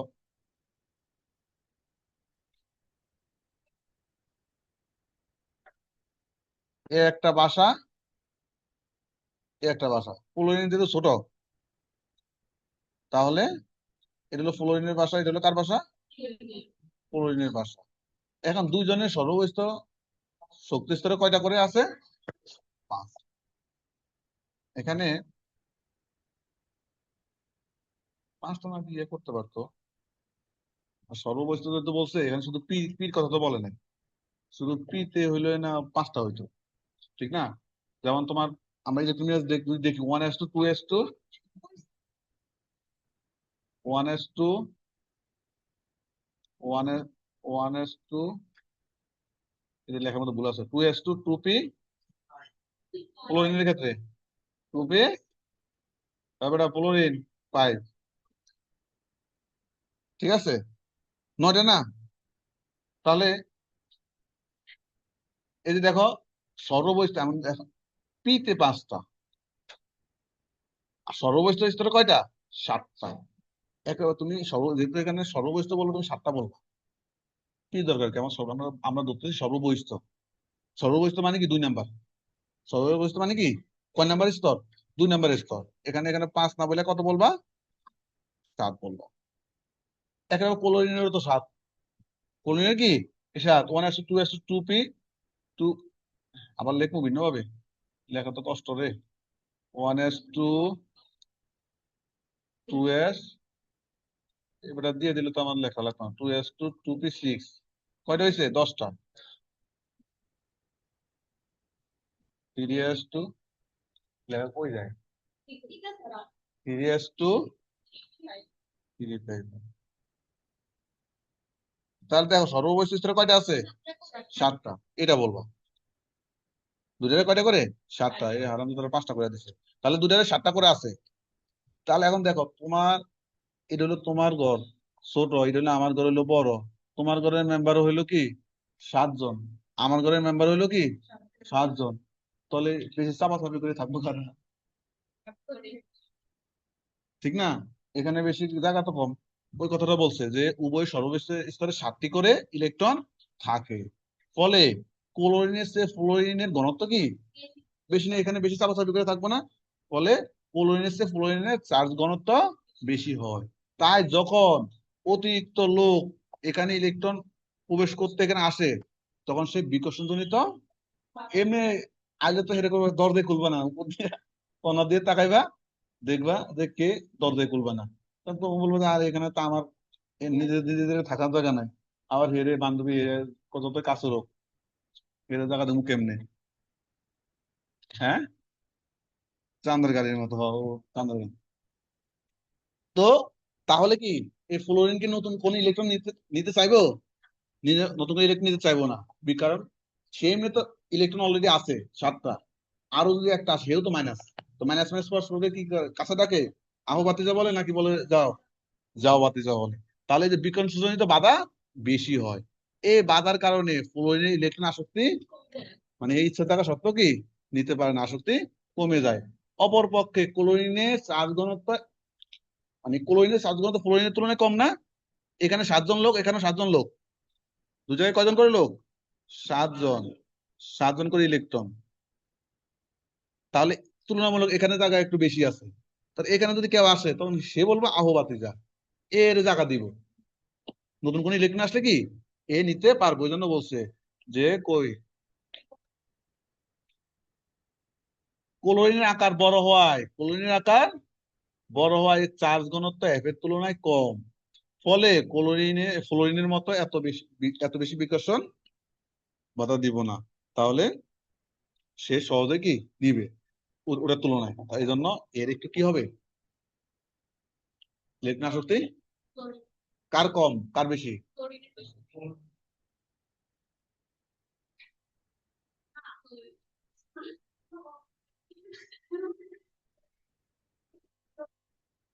বেশি কার? হ্যাঁ, কার? ফ্লোরিন কেবল, ফ্লোরিন কেবল ক্লোরিন। প্রশ্ন দেখো নাই, ক্লোরিন একটু আসলে ক্লোরিনের চেয়ে কম, মানে উচিত। এই যে এটা হওয়ার কথা ছিল কি এবার বেশি। আমরা জানছি কি নিচের দিকে যত যায় গ্রুপে, সহজ কথা, শুধু ভেজাল বাজায়, যত নিচের দিকে যাব তত কমে। তাহলে এবার সবচেয়ে বেশি হওয়ার কথা, এবার ক্লোরিন আরো কম হওয়ার কথা, তাই না? যত নিচের দিকে যাবো তত কি কমে। আয়নীকরণ শক্তি হোক, ইলেকট্রন আসক্তি হোক, সবটা একই জিনিস বললাম সম্পর্ক। যত উপর থেকে নিচের দিকে যাবে তত কমে। তাহলে ফ্লোরিন বেশি হইব, ক্লোরিন তার থেকে কম হবে। এটা হলো নিয়মের কথা, কিন্তু উল্টা ঘটছে এখানে। হ্যাঁ, কারণ এর চার্জ ঘনত্ব বেশি হওয়ার কারণে নিতে পারে না, কিন্তু এর তুলনামূলক চার্জ ঘনত্ব কম। কলোনির চার্জ ঘনত্ব কি কম, জায়গা খালি আছে, এই জন্য এ নিতে পারে। এই জন্য বলছে এবার ইলেকট্রন আসক্তি বেশি, হওয়ার কথা ছিল কম কিন্তু হয়ে গেছে কি বেশি। এই তো আর কি, বুঝো নাকি? তোমাদের ওই যে ইচ্ছা মেয়েটা তো ওই উপন্যাসটা এসে আবার,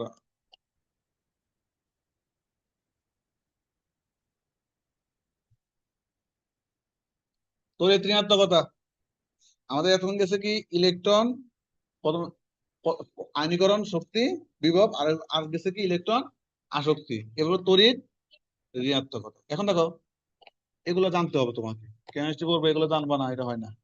কোন অণুতে একটা মৌলের, কোন, আগের গুলো ছিল গ্যাসীয় অবস্থায়, কোন অণুতে একটি মৌলের পরমাণু কর্তৃক ইলেকট্রন জোড়কে নিজের দিকে আকর্ষণ করা যে ক্ষমতা, এটাকে আমরা বলি কি তড়িৎ ঋণাত্মকতা। মানে কোন অণুতে একটা মৌল, মানে পরমাণু কর্তৃক ইলেকট্রনকে নিজের দিকে যদি আকর্ষণ করে, এবং আমরা তো জানি যে ইলেকট্রন কারো দিকে টানা মানে মাইনাস, টানা মানে কি মাইনাস। কারণ আগেরটাতে যেমন ওখানে টানছে ইলেকট্রন আসক্তি, সেখানে আমার গ্যাসীয় অবস্থা ছিল, সেখানে কি ছিল গ্যাসীয় অবস্থায়। এখন দেখো গ্যাসীয় অবস্থায়, এখন এখানে দেখো একটা মৌলের পরমাণু কর্তৃক ইলেকট্রনকে যদি নিজের দিকে টানে, তাহলে এই ক্ষমতাকে আমরা কি বলি, তড়িৎ ঋণাত্মকতা। সাধারণত সমযোজী বন্ধনে আবদ্ধ যারা, তাদের মধ্যে এই জিনিসগুলো হয়। সমযোজী বন্ধনে যারা আবদ্ধ হয় তাদের মধ্যে এই জিনিসগুলো হয়, যেমন হাইড্রোক্লোরিক অ্যাসিড অণুতে উভয় পরমাণু কর্তৃক শেয়ারকৃত বন্ধন নিজের দিকে কি আকর্ষণ করে। মানে এও কি করে, এর থেকে যেটা খাইবো, কারণ তুমি সব ওই যে বললাম আপেল আর কলার উদাহরণ, তো সে তো যেটা দিবে সেটা নিয়ে নিবে, তার দিকে টানবে। আর এ যেটা দিবে এটা যদি সে তার দিকে টানবে, আকর্ষণ করবে না, তার দিকে টানবে। ওই কথাটা বলছে এখানে, যে শেয়ার কিন্তু ইলেকট্রন তাদের নিজের দিকে টানবে, তাদের নিউক্লিয়াসের চারপাশে কি করবে, পরিভ্রমণ অবস্থায় থাকবে। তা হাইড্রোজেনের তুলনায় ক্লোরিনের এই ইলেকট্রন জোরকে, এখন টানাটানির মধ্যে যার শক্তি বেশি সেদিকে যাবে। এখন দেখো, তবে হাইড্রোজেনের তুলনায় ক্লোরিনের ইলেকট্রন জোরকে নিজের দিকে আকর্ষণ করে একটু বেশি। এই জন্য ইলেকট্রন জোর ইলেকট্রন গত ক্লোরিনের দিকে বেশি যাবে, তার যার যার আকর্ষণ বেশি সেদিকে বেশি যাবে। যার আকর্ষণ করার ক্ষমতা বেশি, ইলেকট্রন গুলো কোন দিকে যাবে, সেদিকে যাবে। অনেক সময় দেখা যায় যে সমযোজী যোগের মধ্যে আমরা তো জানি সাধারণত মানে ধনাত্মক প্রান্ত ঋণাত্মক প্রান্ত এটা কোন যোগে হয়, নর্মালি আয়নিক যোগে। ধনাত্মক প্রান্ত ঋণাত্মক প্রান্ত নর্মালি কোন যোগে হয়, আয়নিক যোগে। সমযোজী যোগ তো হওয়ার কথা না। তারপরও ওই যে হুজুরগুলোর মধ্যে যেমন ভেজাল বাজে, এরকম মধ্যে কি ভেজাল বাজে। মানে কি করে, দুইজনে হুজুর, এখন তারপরও ইলেকট্রনকে মানে নিজের দিকে কি আকর্ষণ করে দুইজনে টানতে চায়। যে বেটা নিতে পারে নিজের দিকে, সে বেটা হইলে হয়ে যায় কি মাইনাস, আর যে বেটা হয়ে গেছে কি প্লাস। জিনিসটা হলো এটা। এগুলো আমরা ওই যে সমযোজী যোগের আইনিক বৈশিষ্ট্য, এটা হলো সেটা। যোগ সমযোজী কিন্তু বৈশিষ্ট্য কি, ওই যে দেওয়া, কারণ এই যে নিজের দিকে নিবে মাইনাস হইব, দিবে প্লাস হবে, এটা তো আয়নিক বৈশিষ্ট্য, তাই না? কিন্তু সমযোজী যোগের মধ্যে কি এই জিনিসগুলা আছে, এগুলো আমরা মানে দেখা যায়। তাহলে এখন দেখো একই কথা, ওই যে আগের মতোই, যে যত বাম থেকে ডানে যাইবো বাড়বো, উপর থেকে নিচে যাইবো কি কমবো, জিনিস ওই ব্যাখ্যা তো একই। কেন বাড়বে, কেন কমবে, সে একই জিনিস। এটা আমার বলার কিছু নাই। তড়িৎ ঋণাত্মকতা ইলেকট্রন আসক্তি, এটার মধ্যে পার্থক্য আছে। দুইটাই কিন্তু ইলেকট্রনকে নিজের দিকে টানে। দেখো এখানে হলে এক মৌল, এবং গ্যাসীয় অবস্থায় বলছে, কোন অবস্থায়, গ্যাসীয় অবস্থায়। একটা ইলেকট্রন নিজের ইলেকট্রনকে ইলেকট্রনের সাথে যুক্ত হওয়ার ক্ষমতা, বা ইলেকট্রনকে নিজের দিকে টানার ক্ষমতা, যেটা আমরা একটু আগে দেখছিলাম ইলেকট্রন আসক্তি। আর তড়িৎ ঋণাত্মকতা বলতে এটা বোঝায় যে, এই দেখো একটা মৌলের পরমাণু কর্তৃক ইলেকট্রন জোরকে নিজের দিকে আকর্ষণ করার ক্ষমতা। ওখানে ওই যে গ্যাসীয় অবস্থা আছে, স্বাভাবিক আয়নীকরণ যেগুলা সেগুলো আর কি। আর এটা হচ্ছে তোমার একটা মৌলের পরমাণুর কর্তৃক ইলেকট্রন জোরকে নিজের দিকে আকর্ষণ করার ক্ষমতাকে আমরা তড়িৎ ঋণাত্মকতা বলি। এখানে ইলেকট্রন গ্রহণ করে ঋণাত্মক আয়নে পরিণত হয়। আর এখানে কি করে, শক্তি ছেড়ে দিয়ে, ওই জিনিস ঘুরে পিছিয়ে কিন্তু একই কথা বলে, শক্তি ছেড়ে দিয়ে তো সেই ইলেকট্রনটা গ্রহণ করছে, ঠিক না? এখন এখানে যেহেতু বলছে ইলেকট্রন গ্রহণ করে ঋণাত্মক আয়নে পরিণত হয়, এখানেও যদি বলে যে ইলেকট্রন গ্রহণ করে ঋণাত্মক আয়নে পরিণত হয়, তখন বিষয়টা কেমন দেখা যায়। বুঝলেন, ইলেকট্রনের কথা বলে না, বলছে কার কথা, শক্তির কথা। কারণ ইলেকট্রন গ্রহণ করতে তো শক্তি লাগে। এরকম তুমি কি আরো গ্রহণ করবা, খরচ লাগবে না? খরচ ছাড়া কি এমনি গ্রহণ করতে পারবা? খরচ ছাড়া গ্রহণ করতে পারবা না। এখানে ওই জন্য ওই যে এখানে ইলেকট্রন গ্রহণের কথা বলছে, এখানে ইলেকট্রন গ্রহণ দুইটা কয় না, কারণ তাহলে তো দুইটা পার্থক্য হলো কেমন, একরকম হয়ে যায়। কিন্তু ওই যে গ্রহণ করতে তো শক্তি লাগে, ওইখানে শক্তির কথা বলছে আর কি। সরাসরি পরিমাপ করা যায় না, সরাসরি পরিমাপ করা যায়। এটা যেমন ফ্লোরিনের তড়িৎ ঋণাত্মকতা সবচেয়ে বেশি, ক্লোরিনের ইলেকট্রন আসক্তি সবচেয়ে বেশি, আর কিছু না। তাহলে তোমাকে যদি দেখো, আমরা ইলেকট্রন আসক্তি আর আরেকটা হইলো ওই যে কি বলে প্রথমে পড়ছিলাম আয়নীকরণ বিভব, এদের মধ্যে যে যাই আসুক, তো যদি ব্যতিক্রম কিছু আসে, যে অমুকের কম অমুকের বেশি এসে, কি দিয়ে ব্যাখ্যা করবা, ইলেকট্রন বিন্যাস। ইলেকট্রন বিন্যাস করে দেখবা যে অরবিটাল গুলা অর্ধপূর্ণ বা পূর্ণ আছে কিনা। এটা দিয়ে করে দিবা, দেখবা সান্দুস শেষ, আর কিছু লাগবে না।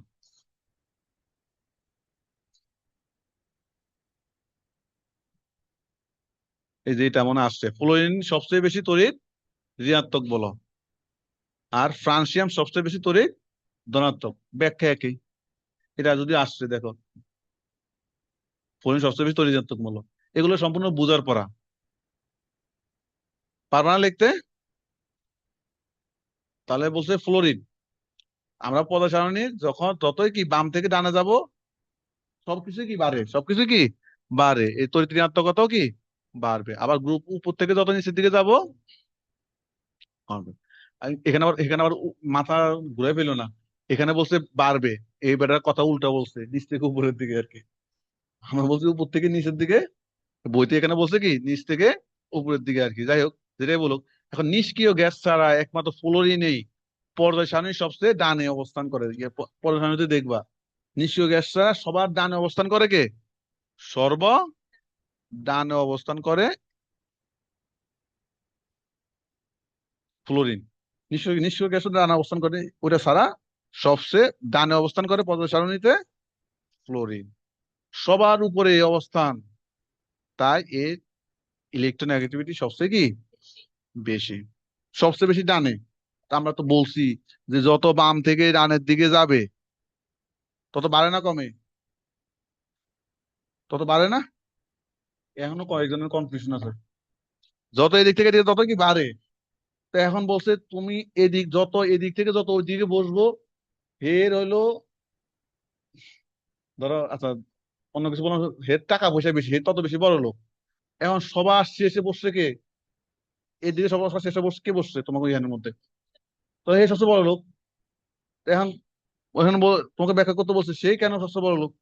তখন বলবা যে যে মানে সিট, হট সিট, ধরো এগুলো ভাঙা ভাঙা হট সিট, এই হট সিটে সিরিয়ালি যে গরিব, প্রথম গরিব আমার থেকে শুরু, এই গরিব এখান থেকে যত এদিকে যাবে তত বেশি বড় লোক। তো সবচেয়ে সে যদি সবার শেষে, তাহলে সে সবচেয়ে বেশি কি বড় লোক। আবার এখানে ধরো আগে একজনের দেউলিয়া ঘোষণা করে দিছে, ধরো আগে যেমন কাছাকাছি আছে, ধরো এই যে কি বলে মিম, তো এখন ওর কথা বলছেন, আগে ওরা বলছে যে ও হলো দেউলিয়া, মানে ধর নিষ্ক্রিয়, অবশ্য আমি এগুলোর মধ্যে নাই, এইসব হিসাব নিকাশের মধ্যে। তখন হেও আছে, হিসাব করলে হেও কি ডানে আছে, কিন্তু ওই যে হে তো হিসাবের বাইরে। নিষ্ক্রিয় গ্যাস গুলো কি আমরা জানি যে তো নিষ্ক্রিয়, এবারে দেওয়া নেওয়ার আর কি আছে। এর মধ্যে শুধু জেনন টেনন কিছু কিছু অল্প একটু যৌগ গঠন করে, বাকিরা তো কারোর সাথে কি নিষ্ক্রিয় গ্যাস, কারোর সাথে বাকিরা যৌগ গঠন করে না, তো এরা তো এমনি নিষ্ক্রিয়। তো এবারে আর কি, আর এর কি হিসাব করে লাভ আছে? তো আগে বলছি আমি দেউলিয়া, আমি তো সবচেয়ে দূর থেকে আসি, আমি টায়ার্ড, তাহলে হে বাদ। তাহলে যেটা আছে যে হে সবচেয়ে বড় লোক, এখন ওই কথাটা বলছে আমার বাম থেকে যত ডানে যাব, যত বাম থেকে ডানে যাব তত কি আমার ইলেকট্রো নেগেটিভিটি এগুলো বাড়ে। তো সবার ডানে সবচেয়ে শেষ প্রান্তে প্রান্তে বসে আছে হলো ফ্লোরিন, তাহলে এবারে কম হবে না বেশি হইব? বেশি হবে। তো এটা আর বলার কি আর না বলার কি, এটা তো এমনি দেয়। আবার এই যে ফ্রান্সিয়াম পর্যায় সারণীর সর্ববামে, আবার সবার নিচে। এখন দেখো, মানে জিনিসটা হয়েছে কি, এদিক থেকে এদিকে গেলে বাড়ে, তাহলে এখানে যে থাকবে সেই সবচেয়ে বেশি বড় লোক। আবার মানে ডানের দিকে, আর সবচেয়ে বামে যে থাকবো কি সবচেয়ে ফকিন্নি, ঠিক না? এখন এখানে সবচেয়ে বেশি দুজনের মধ্যে আমি আছি এদিকে, যাই হোক, তাহলে আমি সবচেয়ে বেশি ফকিন্নি এখানে। এখন আমি বলছি কি আমি এখানে, আবার এই যে দেখো, এবং সবচেয়ে নিম্নে, এবং আমার অবস্থান কি পর্যায় সারণী, এটা যদি পর্যায় সারণী হয়, এটা ধরো এটা যদি পর্যায় সারণী হয়, তাহলে সবচেয়ে বামে, সবচেয়ে নিচে, মানে বলছি না উপর থেকে যত নিচের দিকে যাবো সে তত বেশি কমে, মানে গরিব। তাহলে এই যে উপর থেকে যত যে যে সবার নিচে অবস্থান করবে সে সবচেয়ে বেশি গরিব। তাহলে এ এই দিক থেকে আমরা যদি হিসাব করতে যাই গ্রুপ ভিত্তিক সম্পর্ক, সবার নিচে, তাহলে এই সবচেয়ে বেশি গরিব। আবার আমি যদি এদিক থেকে এদিক হিসাব করতে যাই, বাম থেকে ডান, সবচেয়ে বেশি বামে, তাই সবচেয়ে বেশি গরিব, ঠিক না? তাহলে এই জন্য তো এই বেটার অবস্থানের কারণে তো বেটা এই অবস্থা। কার কার কথা বলতেছিলাম? ফ্রান্সিয়ামের কথা। তো পারবা? শেষের দিকে হয়ে আসছে। হ্যালোজেন, হ্যালোজেনের সময় কি বলা আছে? ক্লোরিন ক্লোরিন ব্রোমিন আয়োডিন এগুলো পড়বা, জানো না? হ্যালোজেন কারা নাম জানো সবাই।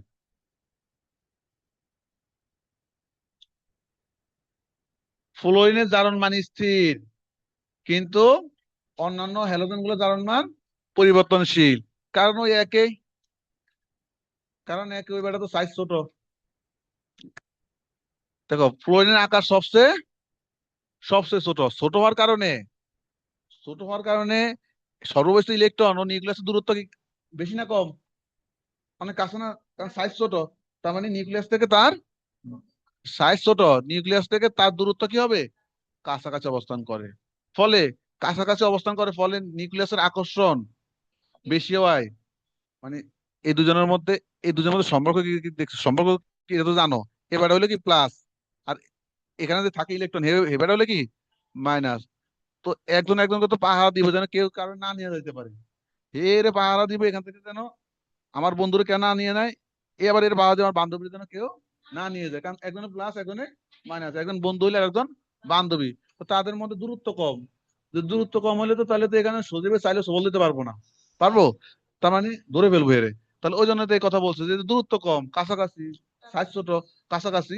এই জন্য এখান থেকে সহজে কি ওই যে ত্যাগ করার প্রবণতা, কোন জিনিস, ওই জিনিসটা কম থাকবে। এই জন্য নিউক্লিয়াসে আকর্ষণ বেশি হওয়ার কারণে ত্যাগ করার প্রবণতা কি থাকে না, বরং ইলেকট্রন গ্রহণ করার প্রবণতা একটু বেশি হয়। এই জন্য এদের তড়িৎ ঋণাত্মকতা সবচেয়ে, মানে ত্যাগ করার প্রবণতা তো থাকেই না, বরং গ্রহণ করার, মানে ওই যে ধরো ওই যে তুমি ওই যে সজীবের দুইটা সম্পর্কে কি বলছি, এখন ধরো আরেকজন জান না, হে বলছে যে আমার তো নাই, আমার একজন দে, বলছে যে তোর দ্বিমুখীর জন্য বলছেন আমার তোর থাকলে আরেকটা দে, আমার এই দুইটা কি আছে। জিনিসটা হলো ওই রকম, বলছে কি হে তো দেয় না, মানে সাইজে তো ছোট, এতে দেয় না, বরং বলছে আরো লাগলে সে কি নিবে, সে আরো ইলেকট্রন নিবে। ওই কথা বলছে যে আমার দুইটা, তাতে কি হয়েছে, আরো 5টা আসতে পারবো, তা আরো দিয়ে। ওই জন্য বলছে এই জন্য এই বেটার তড়িৎ ঋণাত্মকতা কি সর্বোচ্চ, কারণ এ দেয় না, শুধু কি নেয়। নেয়, নিলেই তো তড়িৎ ঋণাত্মকতা, নিলে কি তড়িৎ ঋণাত্মকতা। আচ্ছা, তড়িৎ ঋণাত্মকতা সবচেয়ে বেশি হয় এবং অষ্টক পূরণে মাত্র কয়টা ইলেকট্রনের ঘাটতি আছে? দেখছি না আমরা ফ্লোরিনের একটা ইলেকট্রোমিনাস, সর্বোচ্চ কক্ষপথ কয়টা ইলেকট্রন? 7টা। সর্বোচ্চ কক্ষপথ 7টা, তাহলে অষ্টক পূরণ করতে কয়টা লাগবো? একটা লাগবে। ওই জন্য বলছে অষ্টক পূরণে মাত্র একটি ইলেকট্রনের ঘাটতি থাকে। ফলে এটি সহজে একটা ইলেকট্রন গ্রহণ করতে পারে, গ্রহণ করে ফ্লোরিন মাইনাস হয়, কি হয়? ফ্লোরিন মাইনাস হয়। আচ্ছা, তবে ধনাত্মক আয়ন তৈরি করার প্রবণতা তার কি থাকে না। অন্যদিকে ফ্লোরিন বাদে অন্যান্য হ্যালোজেন গুলো আছে সর্বোচ্চ স্তরে ডি অরবিটাল কি থাকে? হ্যাঁ, এদের তো ফাঁকা থাকে না, কারণ এ তো 1s2 2s2 2p5 নাকি 2p5, তাহলে এখানে তো 2 তে কি ডি অরবিটাল আছে? নাই, তো এখানে ফাঁকা কিছু তো নাই, ফাঁকা কিছু নাই, কারণ 7টা, আর ফাঁকা থাকবো কেমনে? কারণ এখানে সর্বোচ্চ কক্ষপথ 7টা না, তো 7টা হলে তোমার ফাঁকা থাকবো কেমনে? তার মানে হলো 2s2 2s2 2p, 2p দিলে 5টা থাকে, কয়টা? 5টা। তাহলে এখানে দুইটা, এখানে দুইটা, ওই যে হুন্ডের নীতি অনুসারে এখানে একটা। তো আর আর কি অরবিটাল খালি আছে? এখানে ডি অরবিটাল কি আছে? নাই, যে আর আরো যে কিছু নিবে, লাভ নাই। কিন্তু এই যে ক্লোরিনের ক্ষেত্রে কি আছে, ক্লোরিনের 7টা, কিন্তু তার বাইরের কক্ষপথে কি ডি অরবিটাল খালি আছে, কারণ 1s2 2s2 2p6 3s2, হ্যাঁ 3s2 3p5, 3p5 পর্যন্ত আছে। কিন্তু এখানে এখানে 3 নম্বরে কি আরো অরবিটাল নাই? 3d নাই, আছে, কিন্তু ইলেকট্রন নাই বলে আমি দিতে পারি নাই। এখন যদি কেউ যদি আসে, তাহলে এর জায়গা দেওয়া যাবে নাকি যাবে না? যাবে। তো গেলে তো তাহলে তো পরিবর্তনশীল জারণ অবস্থা প্রদর্শন করবোই। আমাদের জারণ অবস্থা বলতে কি বোঝায়? আরেকজনের সাথে যুক্ত হওয়ার ক্ষমতা, আরেকজনের সাথে যুক্ত হওয়ার ক্ষমতা। কেউ একটা দিলে এক হইব, দুইটা দিলে দুই, বা একটা নিলে এক, দুইটা নিলে দুই, তিনটা গ্রহণ করলে তিন। এটাই তো আমরা জানি জারণ মানে এভাবে বের করে। এই জন্য এই যে এগুলো দেখো, ফ্লোরিন বাদে সব হ্যালোজেনের সর্বোচ্চ কক্ষপথে ডি অরবিটাল থাকে। এই ডি অরবিটাল থাকার কারণে, এই যে ডি অরবিটাল থাকার কারণে তারা বিভিন্ন রকম জারণ মান প্রদর্শন করতে পারে। কিন্তু ডিতে, ক্লোরিনে ডি অরবিটাল নাই। মানে ডি অরবিটাল মানে কি, খালি জায়গা আর কি, খালি জায়গা নাই, এই জন্য পরিবর্তনশীল জারণ অবস্থা প্রদর্শন করতে পারে না। এগুলো নিজেরা দেখবা। আমরা পুরাটা শেষ করব, 4:30 পর্যন্ত পড়াই। আর কারো যদি ইমার্জেন্সি চাপে ওয়াশরুম আছে, সমস্যা নেই, আবার সরমে বসে থাকো না, কারণ এটুকু আর রাখা লাভ নেই। এই নিষ্ক্রিয় গ্যাস জানো না? নিষ্ক্রিয় গ্যাস কারা? Argon, কীটন, xenon, রেনন। এবারে লাস্টে অষ্টক পূর্ণ আছে। তারপরে এবারে কেন আরেকজনের সাথে যুক্ত হওয়ার ক্ষমতা থাকে না, ওই যে কারণ সবাই যে আরেকজনের সাথে যুক্ত হইতে চায়। কেন? এই যে বিক্রিয়া, এত বিক্রিয়া টিক্রিয়া ঘটে কেন ঘটে? এই যে বিভিন্ন রাসায়নিক বিক্রিয়া ঘটে কেন ঘটে? অষ্টক পূরণের জন্য। সবার টার্গেট থাকে ওই যে নোবেল গ্যাসের মতো, নিষ্ক্রিয় গ্যাসের মতো। কারণ ওইটা হইলে কারো লগে, মানে ওই যে কাজ কাম করতে হবে না, অলস বসে বসে খাওয়ান যাইব। মানে নিষ্ক্রিয় গ্যাস, এদের নোবেল বলে না, তেমন বিক্রিয়া টিক্রিয়া করে না কারো লগে, নিষ্ক্রিয়। তো সবাই চায় ওই অষ্টক পূরণ করতে। ঠিক আছে, অষ্টক পূরণ করলে কারো লগে বিক্রিয়া করতে হবে না। দেখো না, ওই যে ফ্লোরিন একটা নেয়, কারণ তার লাগবে কয়টা, আটটা পূরণ হইতে? একটা। কারণ সর্ববস্তু কক্ষপথে কয়টা আছে? আটটা। আর তো বেশি নিচ্ছে না সে। তাহলে আর যেমন, যেমন হলো তোমার, যদি ক্লোরিনের আমার কথা চিন্তা করি, ক্লোরিন নিবে কয়টা? সর্বোচ্চ নিবে একটা। দিবে কয়টা? সর্ববস্তু কক্ষপথে 7টা আছে, যে যতক্ষণ পর্যন্ত তোমার শক্তি আছে, তুমি হের থেকে চাইলে কি হে ওই রকম শক্তি প্রয়োগ করলে দিতে পারবে। তো এগুলা এগুলার দেখানোর কিছু নাই। নিষ্ক্রিয় গ্যাস, নিষ্ক্রিয় গ্যাসের নিষ্ক্রিয়তার কারণ এটা তো বলছি। বাইরে সর্ববহিষ্ঠ কক্ষপথ কয়টা? 8টা, এই কারণে। আর ইলেকট্রন বিন্যাস ওই যে S, SP, SP, SDP, SDP, ওইটা মনে রাখা, গুনা গুনা দিবা, সব মিলে যাবে। হ্যাঁ,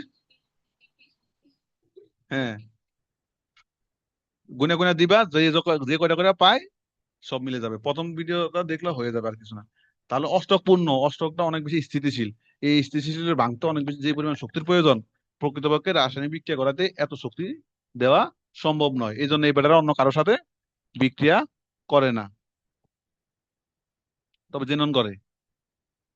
আমাদের শেষের দিকে একদম পদার্থ সারণী নিষ্ক্রিয় গ্যাস সমূহের অবস্থান পড়বা। নিষ্ক্রিয় গ্যাসের অবস্থান এগুলোকে পড়ানো লাগবে। যে বর্ণহীন, স্বাদহীন, ঘ্রাণহীন, জলে, জলে না।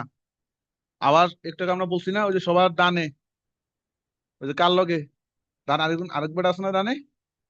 কে? ক্লোরিন। কে আছে? ক্লোরিন। ওই জন্য বলছে সবচেয়ে বেশি তরিতৃণাত্মকতা সবার ডানে অবস্থান করে। যত আম দেখো, বাম থেকে ডানে গেলে পিতে ইলেকট্রন বাড়ে, নিষ্ক্রিয় গ্যাসে অবিরালি ইলেকট্রন পূর্ণ থাকে এবং সর্বডান অবস্থান করে। তারপরে অন্য সব, যেহেতু পদার্থ সারণীর অন্য সব মৌলের সাথে এর কোনো সাদৃশ্য নেই, তাই সবচেয়ে ডানে রাখছে। আর এর আয়নীকরণ বিভবের মান সবচেয়ে বেশি, ইলেকট্রন আসক্তি সবচেয়ে শূন্য। মানে কি, এই কথাটা কি বুঝাইছে? হে দিতে পারবে, কিন্তু তার হ্যাডম বেশি। তার থেকে ইলেকট্রন নিতে হইলে অনেক বেশি শক্তি লাগবে। ইলেকট্রন দেওয়া মানে এটাই তো আয়নীকরণ বিভব। ইলেকট্রন দেওয়া মানে কি? আয়নীকরণ বিভব মানে সে দিতে পারবে, কিন্তু তার হ্যাডম বেশি। মানে এখান থেকে ইলেকট্রন সরাইতে হলে অনেক বেশি শক্তির প্রয়োজন হবে, অনেক বেশি বিভব লাগবে আয়নীকরণ বিভব। এটা বলছে বিভব সবচেয়ে বেশি, কিন্তু আসক্তি শূন্য। মানে কি, এই ইলেকট্রন গ্রহণ করে না, তুমি আল্লাহর রাস্তা দিলে সে নিব না। আমরা বলি না যে কোনো কিছু কোনো চাইলো তুমি দিতে চাইতেছো না আর কি, তো তুমি বলে পারলে নেন, নেন গা। হ্যাঁ, জিনিসটা হলো অনেকটা এরকম আর কি। পারলে নেন গা। তোমার থেকে তোমার হে বেড়া শক্তি যদি তোমারে তোমার থেকে বেশি হয়, তাহলে তোমার তুলে লয়ে যাবো। আর না পারলে না, নিব না, এই আর কি। আর যেহেতু এদের জারণ মান শূন্য, এদের জারণ মান কি?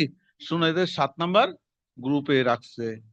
আবার ওয়ান গ্রুপের জারণ মান 1, এর মাঝামাঝি। আচ্ছা, যেহেতু এদের জারণ মান শূন্য, তাই এদেরকে গ্রুপ 7, যাদের জারণ মান হলো হ্যালোজেন গুলা -1। হ্যালোজেন গুলোর জারণ মান কত? ওই একটা একটা করে গ্রহণ করে, কারণ সপ্তম 7টা তোমার আছে, আর একটা লাগবে অষ্টক পূরণ হইতে, যে একটা এরকম গ্রহণ করে। তার মানে এদের জারণ মান -1। আর ওয়ান এ গ্রুপে যারা আছে, হাইড্রোজেন, হিলিয়াম, লিথিয়াম, এরা যারা আছে, এবার এই যে লিথিয়াম, এর +1। এই জন্য এবারটা জিরো, এই জন্য +1 মাইনাসের মাঝখানে কি এটাকে স্ক্রিনের মধ্যে ফালায় রাখছে, আর কিছু কারণে। শেষ। বাহ, কি খুশি এরা।